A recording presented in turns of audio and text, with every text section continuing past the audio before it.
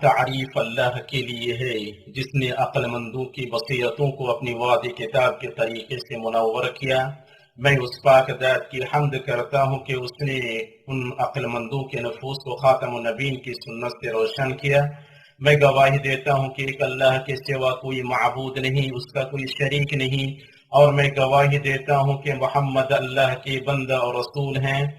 اللہ نے آپ کو دین اور دنیا کی درستی کے ساتھ بھیجا اور آپ کے ذریعے راہ رووں کے لیے راہ کے نشانات واضح کیے۔ اے اللہ، درود و سلام نازل فرما اپنے بندہ اور رسول محمد پر، آپ کے پاک اہل خانہ اور صحابہ پر اور ان لوگوں پر جنہوں نے تا قیامت ان کی اچھی طرح پیروی کی۔ اما بعد، اللہ کے بندو، اللہ کا تقوی اختیار کریں۔ اللہ کا تقوی سب سے بہتر توشہ ہے جسے بندہ اللہ تک پہنچنے والی راہ کے لیے لیتا ہے، اور وہ سب سے افضل ہتھیار ہے جسے انسان غلطیوں سے دور اور برائیوں اور گناہوں سے پرے زندگی کی منزلیں طے کرنے کے لیے تیار کرتا ہے۔ اللہ کے بندوں، نیک لوگوں کی حد درجہ آرزو، برگزیدہ لوگوں کے دلوں کی خواہش، ان کی امید کی منزل اور ان کی دعا کا مقصد دین اور دنیا اور آخرت کا درست ہونا ہے، کیونکہ اسی سے بندے کے لیے سعادت کے اسباب پورے ہوتے ہیں اور کامیابی کے عوامل اکٹھے ہوتے ہیں۔ یہ وجہ ہے کہ نبی صلی اللہ علیہ وسلم نے اسے اپنی دعا میں ایک ہی دعا میں جمع کیا ہے۔ صحیح مسلم رحمہ اللہ میں ابو ہریرہ رضی اللہ تعالی عنہ سے روایت ہے، وہ کہتے ہیں کہ نبی صلی اللہ علیہ وسلم کی دعاؤں میں سے یہ دعا تھی: اے اللہ، تو میرے لیے میرے دین کی درست فرما دے کہ جس میں میرے معاملات کی حفاظت ہے،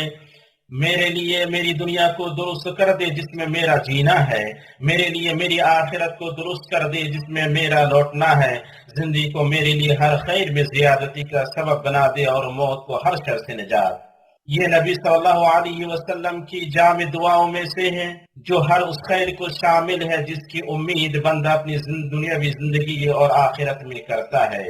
دین کی درستی سے بندہ لغزش سے محفوظ ہوتا ہے، بے راہ روی سے بچتا ہے اور گمراہی سے نجات پاتا ہے۔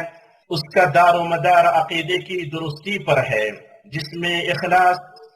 میں اللہ تعالیٰ کے لیے اخلاص ہو، اس کے لیے مضبوط یکسوئی ہو، اس کے علاوہ دوسری چیزوں سے بے رخی ہو، اللہ تعالیٰ کے لیے تمام قسم کی عبادت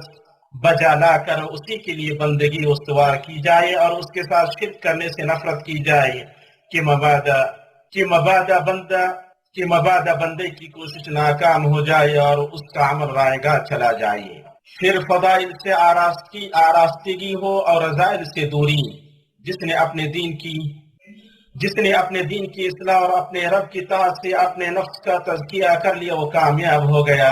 اور جس نے برائیوں کا ارتکاب کر کے اور گناہوں کو انجام دے کر اپنے نفس کو دبایا، پست کیا اور رسوا کیا، وہ ناکام و نامراد ہوا۔ جیسا کہ اللہ تعالیٰ نے فرمایا، جس نے اسے پاک کیا وہ کامیاب ہوا اور جس نے اسے خاک میں ملا دیا وہ ناکام ہوا۔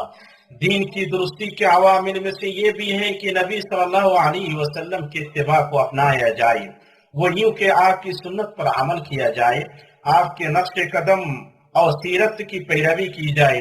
آپ کے دین میں بدعت نہ ایجاد کی جائے اور آپ کے اسوہ و طریقے کی مخالفت سے بچا جائے۔ اللہ سبحانہ کے اس ربانی فرمان پر عمل کرتے ہوئے اللہ کا فرمان ہے: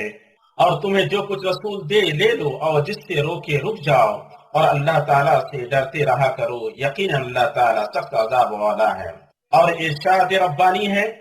اس رسول کی جو اطاعت کرے اسی نے اللہ تعالیٰ کی فرما برداری کی۔ لذا اللہ کا فرمان ہے: سنو، جو لوگ حکم رسول کی مخالفت کرتے ہیں انہیں ڈرتے رہنا چاہیے کہ کہیں ان پر کوئی زبردست آفت نہ آ پڑی یا انہیں دردناک عذاب نہ پہنچے۔ رہی بات دنیا کی درستی کی، تو اس کی بنیاد رزق میں کشادگی ہے اور اسی میں سے اہل و اولاد کی نعمت ہے، قدر و منزلت کی بلندی ہے، دل کا اطمینان ہے، عمر میں برکت ہے، جسموں میں صحت ہے اور وطن میں امن و امان ہے۔ جیسا کہ اس حدیث میں آیا ہے جسے ترمذی اور ابن ماجہ نے سنن حسن سند کے ساتھ عبید اللہ بن محسن رضی اللہ تعالیٰ عنہ سے روایت کیا ہے۔ عبید اللہ بن محسن انصاری رضی اللہ تعالیٰ عنہ سے روایت کیا ہے کہ رسول اللہ صلی اللہ علیہ وسلم نے فرمایا: تم میں سے جو اپنی رہائش میں بے خوف اور صحت مند جسم کے ساتھ صبح کریں اور اس کے پاس اس دن کی خوراک ہو تو گویا اس کے لیے پوری دنیا سمیٹ دی گئی ہے۔ اور صحیح مسلم میں عبداللہ بن عمرو بن عاص رضی اللہ تعالی عنہما سے روایت ہے کہ رسول اللہ صلی اللہ علیہ وسلم نے فرمایا وہ کامیاب ہو گیا جو اسلام لایا اور اسے کفاف یعنی بقدر ضرورت رزق دیا گیا اور اللہ نے اسے اس چیز پر مطمئن کر دیا جو اسے عطا کی ہے۔ کفاف سے مراد وہ رزق ہے جو کافی ہو اور دوسروں کی محتاجگی سے بچائے، وہ حلال رزق اور پاک کمائی ہے، کیونکہ ناپاک کمائی اور دھوکہ دھڑی، تدلیس، رشوت اور یتیموں کے مال اور باطل طریقوں سے لوگوں کے مال کھانے کی تمام قسموں سے کمائے گئے حرام مال کے ساتھ کامیابی حاصل نہیں ہو سکتی ہے۔ اور آخرت کی درستی کا معاملہ یہ ہے کہ اللہ بندہ پر احسان کرے اور آخرت میں اسے نیک بختوں کے زمرے میں جمع کرے اور متقین کے مرتبے پر فائز کرے،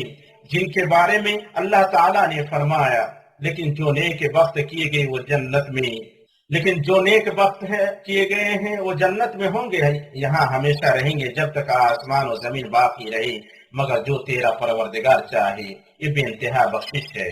یہ وہی لوگ ہیں جنہیں ان کا نامہ یا اعمال ان کے دائیں ہاتھوں میں دیا جائے گا۔ اللہ تعالیٰ نے ان کا وصف بیان کرتے ہوئے فرمایا سو جسے اس کا نامہ یا اعمال اس کے دائیں ہاتھ میں دیا جائے گا وہ کہنے لگے گا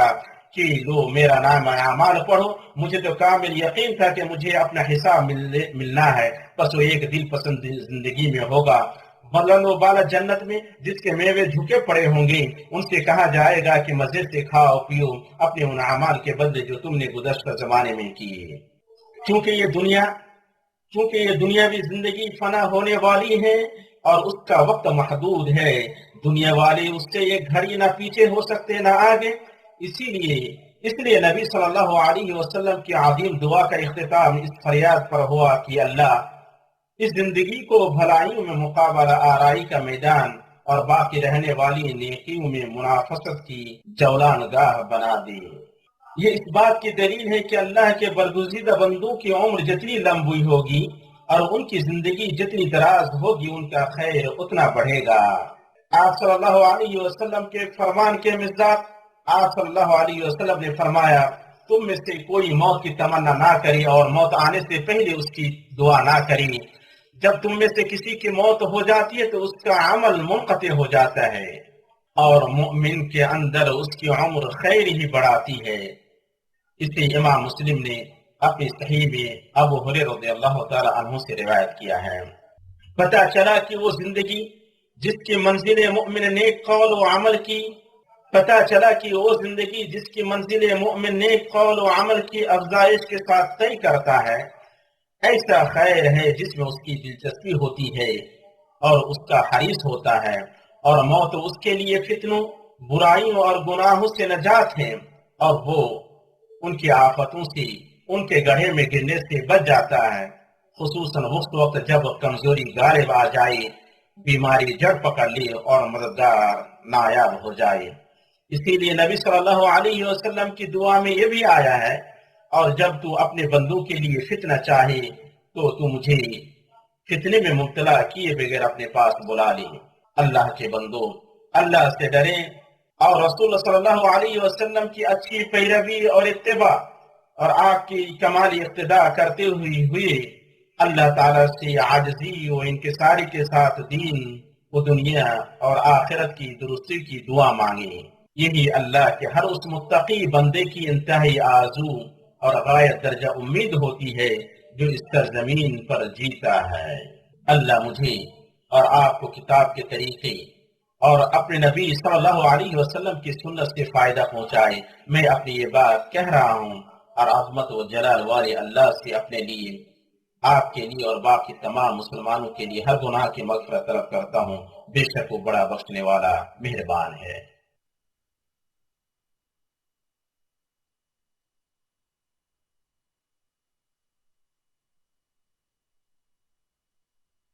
ہر طرح کی تعریف اللہ کے لیے ہے جو وسیع نوازش و سخاوت والا ہے۔ میں اس پاک ذات کی حمد کرتا ہوں اور میں گواہی دیتا ہوں کہ ایک اللہ کے سوا کوئی معبود برحق نہیں، اس کا کوئی شریک نہیں، وہ رب، الہ اور معبود ہے۔ اور میں گواہی دیتا ہوں کہ ہمارے سردار و نبی محمد اللہ کے بندہ اور رسول ہیں، جو صاحب حوض مورود و مقام محمود ہیں۔ اے اللہ تو درود و سلام نازل فرما اپنے بندہ اور رسول محمد پر، آپ کے اہل خانہ اور صحابہ پر۔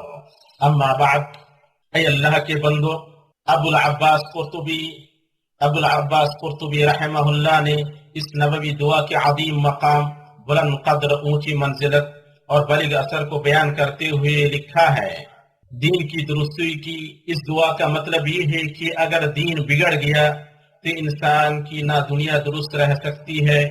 نہ آخرت۔ یہ عظیم دنیا و آخرت کی بھلائی کو سموئے ہوئی ہے۔ اس لیے جو بھی اس دعا کو سنے اس پر حق ہے کہ اسے یاد کریں اور رات و دن کی گھڑیوں میں یہ دعا کریں۔ شاید انسان کو کوئی قبولیت کی گھڑی نصیب ہو جائے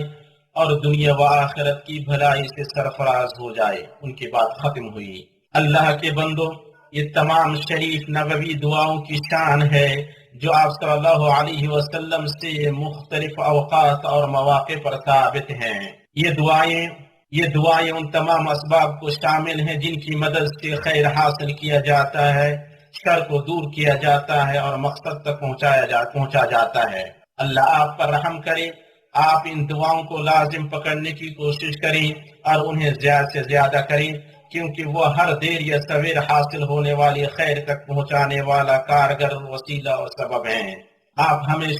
ہمیشہ یاد رکھیں، اللہ تعالیٰ نے آپ کو خیر انعام پر درود و سلام پڑھنے کا حکم دیا ہے۔ اللہ تعالیٰ نے اپنی کتاب میں فرمایا، بے شک اللہ اور اس کے فرشتے اس نبی پر درود بھیجتے ہیں۔ اے مومنو، تم بھی ان پر درود بھیجو اور خوب سلام بھی پڑھتے رہو۔